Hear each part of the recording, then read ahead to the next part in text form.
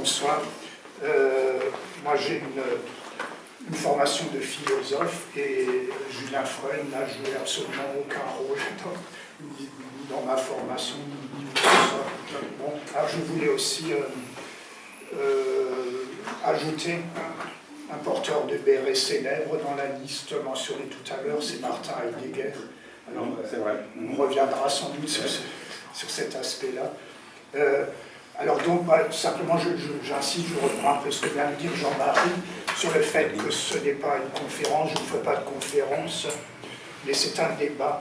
Et juste comme je suis censé être là pour ça, j'aimerais que ce soit un vrai débat, et je le répète à chaque fois, qu'il y a un débat, c'est-à-dire que vous, en l'occurrence, les gens ne viennent pas simplement pour communier dans la chaleur d'une même idéologie, mais pour que ça apporte quelque chose à tous, quelles que soient les différences entre les personnes qui sont présentes ici. Donc il faudrait que ce soit un vrai débat, et je constate avec plaisir qu'il y a beaucoup de gens qui sont très différents dans leur conception, dans leur idéologie, dans leurs activités politiques, etc. Donc c'est déjà très bien. Alors comme bon, on est dans un débat, je peux simplement mentionner quelques points qui me semblent importants.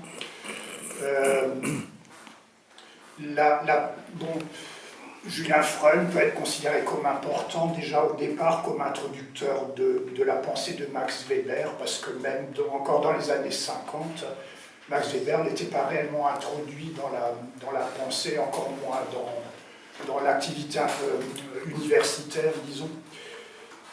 Et à part ça, donc, sa thèse a été comment on dit, adressée, non, comment on dit en français, elle a été présentée en 1965, et cette thèse s'appelle l'essence du politique. Et donc cette thèse, c'est un montage assez original entre la pensée politique d'Aristote, la notion même d'essence a un sens chez Aristote. Donc, Aristote, c'est d'ailleurs l'inventeur du mot politique, dans ce sens-là, politica, politikon, etc. Et Aristote, je ne vais pas m'étendre là-dessus, définit l'être humain lui-même comme zoon politikon, comme on le sait, c'est-à-dire comme l'animal politique.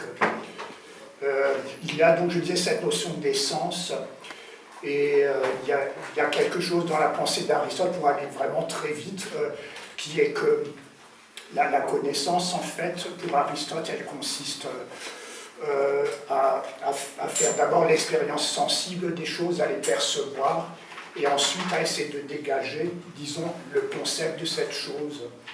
Or, ce que fait Julien Freund, c'est ça exactement, c'est-à-dire ce qu'il appelle l'essence, c'est rien d'autre qu'un concept. Bon, alors, donc je disais, c'est un montage original entre la pensée d'Aristote et la pensée de quelqu'un qui a été très controversé, à juste titre, qui est Carl Schmitt, donc, qui est un penseur qui a son importance, je ne prononcerai pas là-dessus par pudeur, mais qui est donc le grand juriste du Troisième Reich. C'est ce qu'il y a à dire de principal sur lui. Donc toute la pensée de Freund est très influencée par une série d'antagonismes que Carl Schmitt voit à l'origine même, on peut dire, du politique. C'est les antagonismes entre amis et ennemis, public-privé, et puis quoi encore. Obéissance-commandement. Voilà, obéissance-commandement. Bon. Voilà, et donc, autre chose, bon, alors, il y a aussi bien sûr l'aspect activité intellectuelle publique de Freund, qui a été aussi très controversé parce qu'il a écrit pas mal d'articles dans la revue Éléments, et qu'il était donc qu'il avait des amis dans les milieux de l'extrême droite chic. Comme on m'a dit avant que je vienne ici, juste c'est une formule qui est très belle et qui, pour ma part, personnellement, me semble très juste. Oui, tu sais, Julien Freund, c'est le chouchou des fachos chics. Donc c'est une très belle formule, même phonétiquement, le chouchou des fachos chics. Bon, je pense que ça doit plaire à Jean-Claude Beyer et à Jean-Claude Richez. Donc, actif à cette association qui s'appelait le GRES, c'est-à-dire ce qu'on a appelé la nouvelle droite.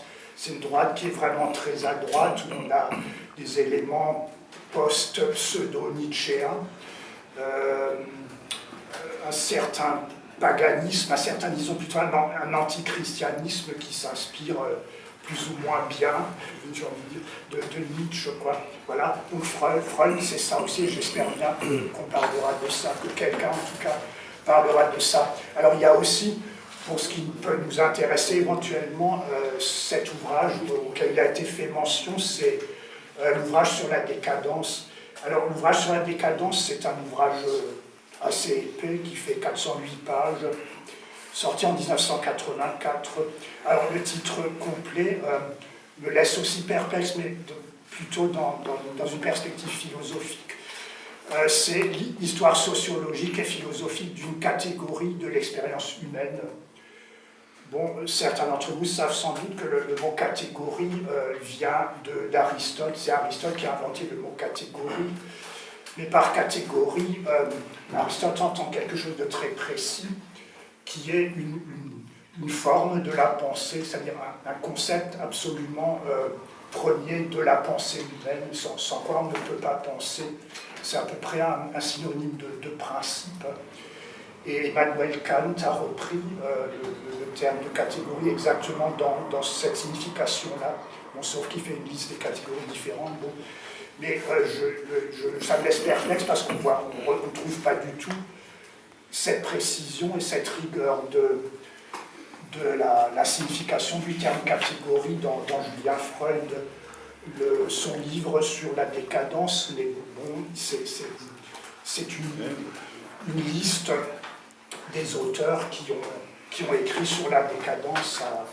Ça va de Polybe au célèbre Oswald Spengler, donc qui a écrit dans les années 20, et dont l'évocation par Freud ne me semble pas extraordinaire, pour le dire pudiquement, là aussi. Bon. Voilà, je crois que j'ai parlé de l'essentiel de ce que je vois comme petits apports de Freud et comme gros problèmes que pose Freud. Voilà, donc je tiens à préciser d'emblée que je ne suis pas philosophe, donc je vais avoir un ton un peu moins philosophique et aller aborder plutôt le réel, puisque Julien Freud, c'est avant tout un penseur, je pense, concret, qui tient à s'attacher aux choses concrètes, à la vérité effective de la chose, comme on dit en philosophie, je crois. Et donc, moi, ce qui m'a plu chez Julien Freud, je l'ai découvert en octobre 2017, puisqu'il y avait une conférence qui lui a été consacrée à Henridorf, donc son village natal. Il est né en 1921 à Henridorf, donc mosellan de la plus pure extraction. Mort en 93 à Colmar, et donc il s'est retiré à Villers vers les années 80, puisqu'il était un peu mis au banc de la communauté universitaire pour ses positions que d'aucuns qualifient comme contestables. Moi je pense que c'était quelqu'un qui avait une pensée, bien sûr, qui s'affranchissait de la doxa, mais qui avait une pensée quand même, et qui mérite d'être étudiée pour elle-même. Donc, déjà, le postulat de base de Julien Freud, c'est que, et donc son influence majeure, c'est l'influence aristotélicienne.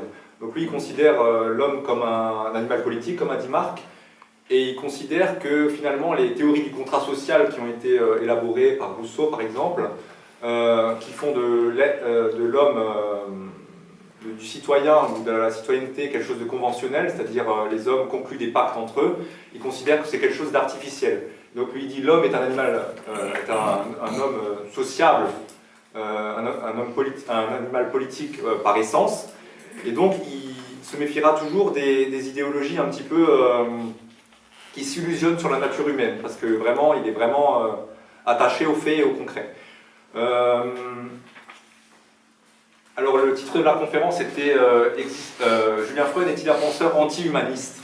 Alors le terme d'humanisme est un terme très équivoque, polysémique, on peut entendre beaucoup de choses par là, l'humanisme rénan est aussi souvent invoqué, alors on ne sait pas trop comment le définir. Je dirais que d'après la lecture que j'ai, qui reste tout de même superficielle par rapport aux sommités qu'il y a dans la salle, je pense que Julien Freud n'était pas anti-humaniste. Je voudrais pour preuve un exemple. L'exemple de son opposition au pacifisme et comment dire aux idéologies pacifistes. Lui considérait que le pacifisme était polémogène, c'est-à-dire créer le conflit. Donc il était fondateur de l'Institut de polémologie à Strasbourg, ça a été dit, et il considérait que le pacifisme, dans ce qu'il impliquait de déshumanisation de l'ennemi, c'est-à-dire, puisqu'on est pacifiste, on combat au nom d'un bien suprême, et donc tous les moyens sont bons pour éradiquer l'ennemi. Tandis que sa philosophie, c'est plutôt de dire, le politique, un des présupposés du politique, c'est là la différence entre Freund und Feind, ami et ennemi. Et donc, lui, il disait que l'ennemi, il fallait le considérer comme tel, ne jamais sous-estimer que le politique crée l'adversité et implique l'adversité, et donc on pouvait conclure une paix avec l'ennemi aussi. Donc ça impliquait aussi une possibilité de paix. Et donc c'est pour ça, en cela, que je pense que Julien Freud était tout sauf anti-humaniste. Ça c'est un exemple parmi d'autres. Après, Marc citait l'exemple des collaborations ou des contributions occasionnelles au Grèce. Donc le Grèce, c'est la nouvelle droite, c'est dans les années, je sais pas, 70, je crois, hein, Alain de Benoît. Donc Grèce pour groupement recherche, études, civilisation européenne. Alors moi, je lis quelquefois cette revue. Je trouve qu'elle est assez intéressante sur le plan des idées. Et effectivement, c'est quelque chose qui a été reproché à Julien Freud d'avoir contribué à cette revue, d'avoir même...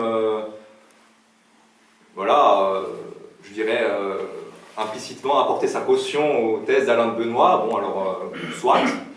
Mais je ne pense pas que Julien Freud était réductible à une étiquette politique ou à une étiquette que d'aucuns qualifieraient de sulfureuse. Enfin, je ne pense pas que Julien Freud était un penseur, je dirais, je disais avant, le chouchou des fachos chics.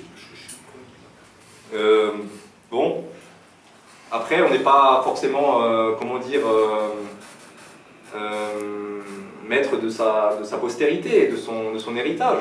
Il y a des gens, je pense, très respectables qui ont subi son influence. Chantal Delsol, je ne pense pas que ce soit une fasciste. Raymond Aron, qui était quand même son directeur de thèse, c'est quand même le libéral par excellence contre les idéologies totalitaires.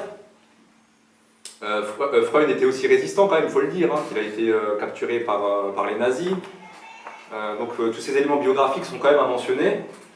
Alors oui, il y a ça... Faut le manquer, comment ? La biographie, oui. Donc succinctement, il soutient sa thèse de l'essence du politique en 65. Et il y a une petite anecdote qui est intéressante aussi, puisque son directeur de thèse devait être Jean Hippolyte. Et Jean Hippolyte, il était plutôt humaniste. Non, disons, bon, ça c'est des termes, après, matière à pacifiste, et il s'illusionnait peut-être sur la nature humaine, dans le sens où il pensait que l'ennemi, eh ben, on pouvait... il n'y avait pas d'ennemi. Il n'y avait pas d'ennemi. Voilà. Alors que Julien Freud dit, c'est l'ennemi qui nous désigne. Vous pouvez décider qu'il n'y a pas d'ennemi, mais c'est l'ennemi qui nous désigne. Donc on ne peut rien faire contre. Et donc Jean Hippolyte, à la fin de cette discussion, dit, mais si, M. Freud, ce que vous dites est vrai, je n'ai plus qu'à aller cultiver mon jardin. Et là, Julien Freud lui dit, mais vous ne pourrez même pas cultiver votre jardin, parce qu'il ne vous en empêche pas. Et donc Jean Hippolyte dit, il ne me reste plus qu'à me suicider. Et donc c'est un peu ça, cette dialectique un petit peu cette opposition entre alors dialectique c'est un terme qu'il réfutait, enfin la dialectique hegelienne en tout cas. Scénariste.